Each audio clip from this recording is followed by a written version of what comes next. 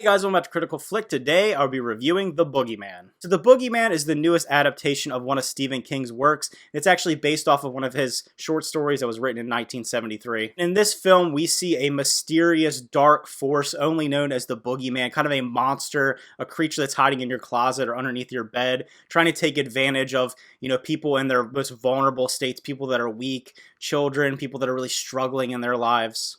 And the film really focuses on a character played by Sophie Thatcher. It's her and her father and her younger sister, and this character is brought into their lives. This evil force is trying to take them down after the loss of their mother, and it's really them trying to fight back.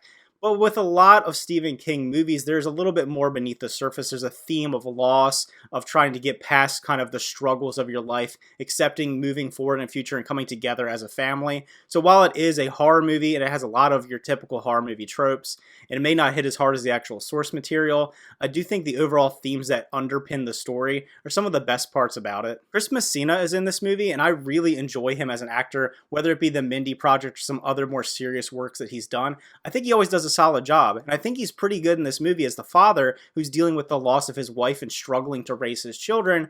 But I feel like he gets sidelined a lot in the movie, and I would have liked him to have more of an opportunity to shine as an actor and as a character. So I thought that was a little bit of a knock for me. We focus more on Sophie Thatcher's character, and I think she does a solid job as well, but I'd like to see more maybe his performance on screen. And speaking of Sophie Thatcher, she does a pretty solid job as well, someone who's dealing with the loss of their mother and trying to navigate kind of the social spheres of her life, trying to get back to having friends and having kind of a normal life while not giving up kind of the ghosts of her past, of her mother, and her struggling with those things. I think those scenes are great with her. I will say, like many horror movies, she makes really bad decisions and does some really, really dumb things throughout the movie. And as an audience member, I found that pretty frustrating. I found her doing things from like, why would anyone in their right mind ever do that? And maybe you can, chalk that up to someone dealing with loss who's kind of grasping at straws.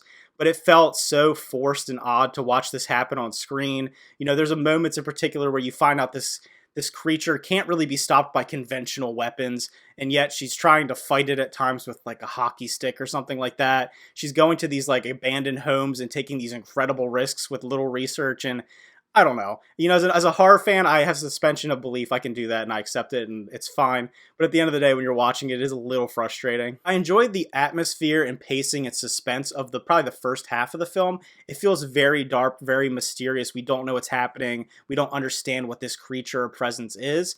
But I do feel like after the first half, it starts to speed up and become more of a conventional action-based paranormal movie or like a monster film. So I kind of feel like it loses its suspense that we have in the first half.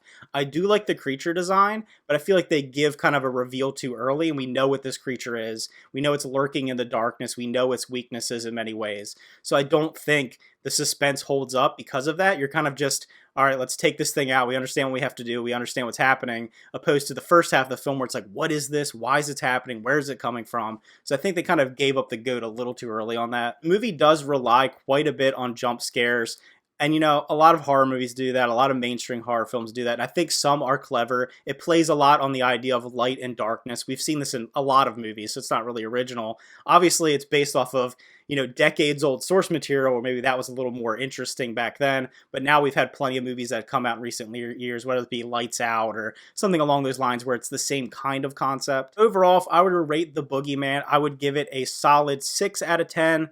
Not an incredible movie, not a bad movie. I think it's very well put together. I think it's well acted. I think the atmosphere of it works well. But the overall plot and execution of the pacing, I think could have been a little tightened up in my opinion. As kind of a seasoned horror fan, there weren't many like terrifying moments in particular. I think actually the intro sequence, the very first sequence, is arguably the most intense of the entire movie. And then I feel like it kind of slows down from there and becomes, like I said, by the third act, more of a fast-paced action monster flick in a way. So I kind of like that scary supernatural element. We do get kind of a interesting reveal and twist supernatural element towards the end.